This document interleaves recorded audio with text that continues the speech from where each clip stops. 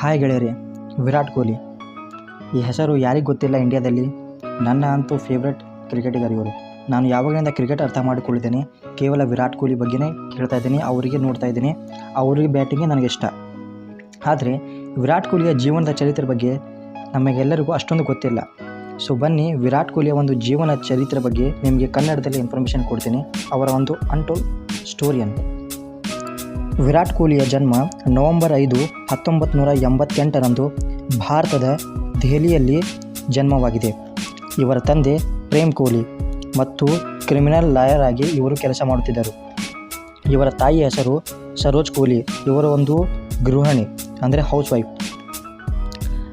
ಅವರಿಗೆ ಹಿರಿಯ ಸಹೋದರರು ಅಂದರೆ ಇವರ ಸಹೋದರರು ವಿಕಾಸ್ ಕೊಹ್ಲಿ ಮತ್ತು ಹಿರಿಯ ಸಹೋದರಿ ಭಾವನಾ ಕೊಹ್ಲಿ.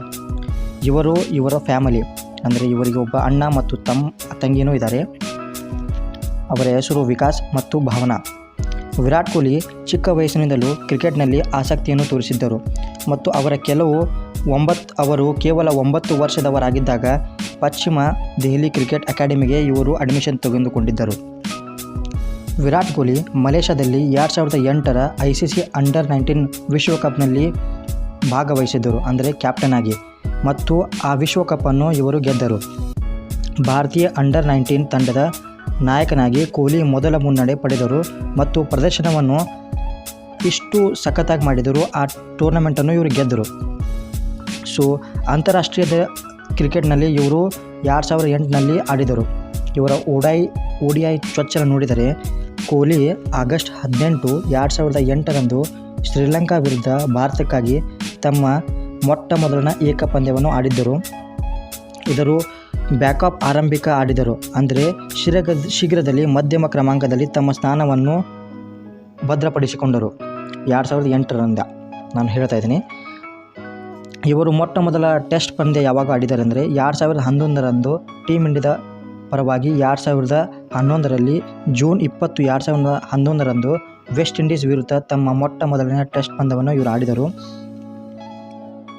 ಮತ್ತು T20 ಯಾವಾಗ ಆಡಿದ್ದಾರೆ ಅಂದರೆ 2010ರಂದು ಕೊಹ್ಲಿ ತಮ್ಮ ಮೊಟ್ಟ ಮೊದಲನೆಯ ಪಂದ್ಯವನ್ನು ಆಡಿದ್ದಾರೆ ಜೂನ್ 12, 2010ರಂದು ಜಿಂಬಾಬ್ವೆ ವಿರುದ್ಧ ನೆನಪಿರಲಿ. ವಿರಾಟ್ ಕೊಹ್ಲಿಯ ಜೀವನದ ಕೆಲವು ಮುಖ್ಯ ಅಂಶಗಳ ಬಗ್ಗೆ ಈಗ ಹೇಳ್ತಾ ಇದ್ದೀನಿ ನೋಡಿ. 2011ರಲ್ಲಿ ಕ್ರಿಕೆಟ್ ವಿಶ್ವಕಪ್ಪನ್ನು ಇವರು ಗೆದ್ದಿದ್ದರು. ಭಾರತದ ಗೆಲುವಿನಲ್ಲಿ ನಿರ್ಣಾಯಕ ಪಾತ್ರವನ್ನು ಇವರು ವಹಿಸಿದರು.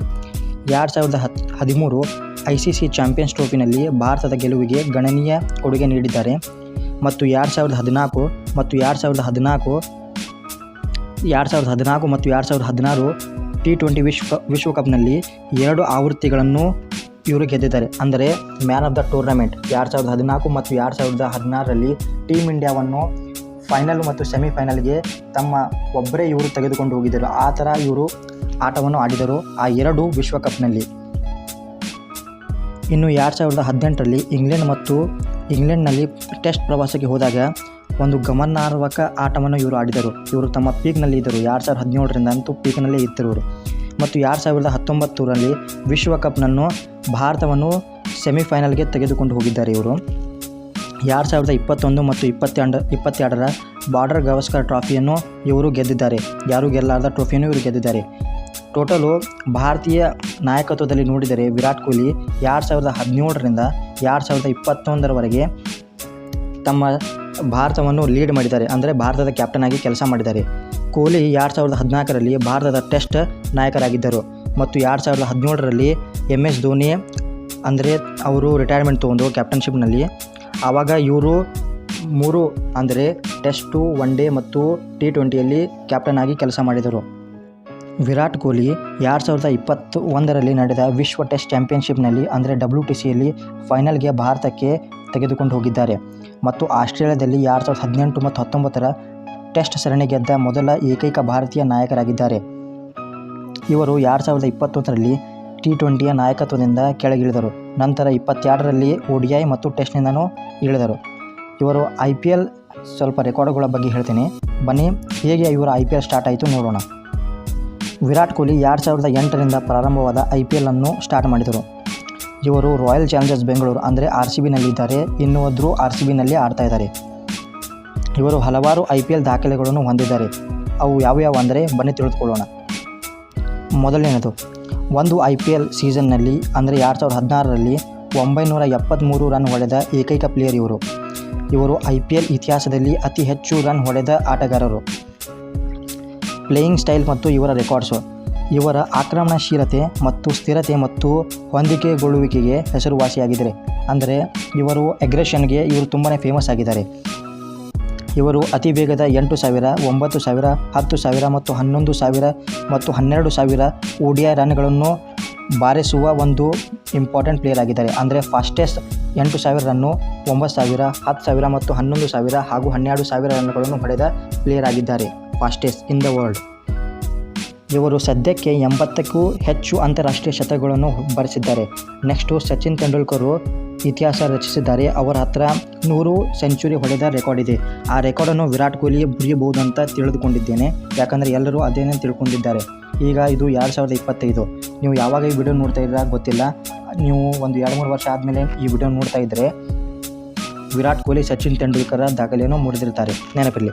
ಇವರ ಸ್ವಲ್ಪ ವ್ಯಕ್ತಿಗತ ಜೀವನವನ್ನು ನೋಡೋಣ ಬನ್ನಿ, ಇವರ ಲೈಫ್ನಲ್ಲಿ ಏನೇನಿದೆ ಅಂತ.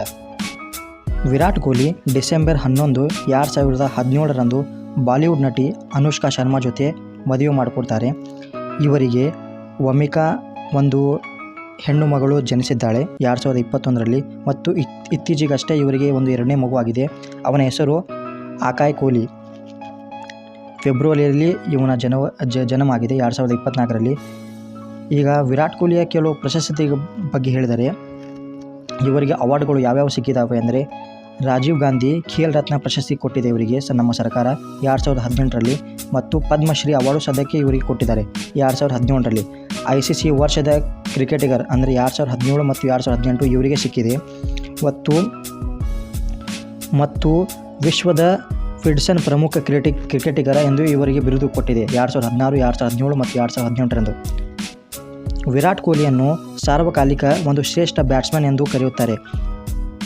ಇವರ ಸಮರ್ಪಣೆ, ಫಿಟ್ನೆಸ್ ಮತ್ತು ಕ್ರಿಕೆಟಿಗಾಗಿ ಉತ್ಸಾಹ ಲಕ್ಷಾಂತರ ಜನರು ಇವರನ್ನು ಪ್ರೀತಿಸುತ್ತಾರೆ. ವಿರಾಟ್ ಕೊಹ್ಲಿಯ ಒಂದು ಜೀವನದ ಕಥೆ ಏನೆಂದರೆ, ಇವರು ಇಷ್ಟು ತಮ್ಮ ಫಿಟ್ನೆಸ್ಸನ್ನು ಮೇಂಟೈನ್ ಮಾಡಿದ್ದಾರೆ, ಅದನ್ನು ಹೇಳೋಕ್ಕೆ ಆಗಲ್ಲ. ಇನ್ನೂ ಆದರೂ ನಮ್ಮ RCB ಪರವಾಗಿ ಇವರು ಆಡ್ತಾ ಇದ್ದಾರೆ. ಸೊ ವಿರಾಟ್ ಕೊಹ್ಲಿಯ ಈ ಎಲ್ಲ ಇನ್ಫಾರ್ಮೇಷನ್, ಅವರ ಸ್ಟೇಟಸ್ಸು ಮತ್ತು ಸ್ವಲ್ಪ ಅವರ ಜೀವನದ ಬಗ್ಗೆ ಹೇಳಿದ್ದೀನಿ. ಸೊ ಈ ವಿಡಿಯೋ ನಿಮಗೆ ಇಷ್ಟ ಆದರೆ ಪ್ಲೀಸ್, ನೀವು ವಿರಾಟ್ ಕೊಹ್ಲಿಯ ಫ್ಯಾನ್ ಆಗಿದ್ದರೆ ಪ್ಲೀಸ್ ನನ್ನ ಚಾನಲ್ನ ಸಬ್ಸ್ಕ್ರೈಬ್ ಮಾಡಿ ಮತ್ತು ಲೈಕ್ ಮಾಡಿ ಮತ್ತು ಕಮೆಂಟ್ ಮಾಡಿ ಮತ್ತು ನಿಮ್ಮ ಸ್ನೇಹಿತರಿಗೆ ಇದನ್ನು ಶೇರ್ ಮಾಡಿ. ಅವರು ವಿರಾಟ್ ಕೊಹ್ಲಿಯ ಈ ಕೆಲವು ದಾಖಲೆಗಳು ಮತ್ತು ಅವರ ಸ್ವಲ್ಪ ಜೀವನದ ಬಗ್ಗೆ ತಿಳಿದುಕೊಳ್ಳಿ. So thank you for watching this video. Good bye.